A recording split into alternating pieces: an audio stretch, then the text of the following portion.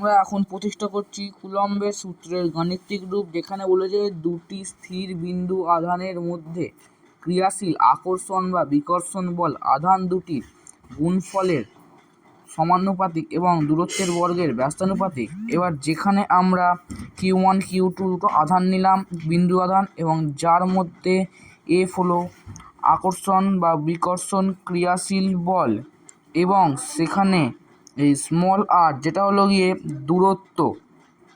ঠিক আছে, এইবার আমরা এখানে দুটো সমীকরণ করব, যেখানে বলেছিল যে আকর্ষণ বা বিকর্ষণ বলের সাথে, দেখো আমি তাহলে দাগ দিয়ে দিচ্ছি, আকর্ষণ বা বিকর্ষণ বলের সাথে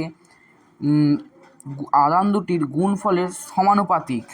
তাহলে আমরা সেখানে ভ্যারিয়েশান চিহ্ন দিয়ে Q1 Q2 লিখলাম, এবং যেখানে বলেছে দূরত্বের বর্গের ব্যস্তানুপাতিক। ঠিক আছে, ফলে সেখানে আমরা এই ক্রিয়াশীল বলটি সমান সমান 1/r², অর্থাৎ দূরত্বের বর্গের ব্যস্তানুপাতিক বলেছিল। আমরা এটাকে 2 নম্বর ইকুয়েশন ধরে নিচ্ছি, এবং আমরা এই যৌগিক ভেদের নিয়ম অনুসারে আমরা এটাকে যৌগিক ভেদ অনুসারে দিচ্ছি। তাহলে F ভ্যারিয়েশাস Q1 Q2/r², এবং আমরা এটাকে লিখে নিচ্ছি Q1 Q2/r², এবং তারপর আমরা F সমান চিহ্ন, ভ্যারিয়েশন চিহ্ন তুলে আমরা সমান চিহ্ন আনলাম, যেখানে আমরা ধ্রুবক আনলাম K। এবার Q1 Q2/r²।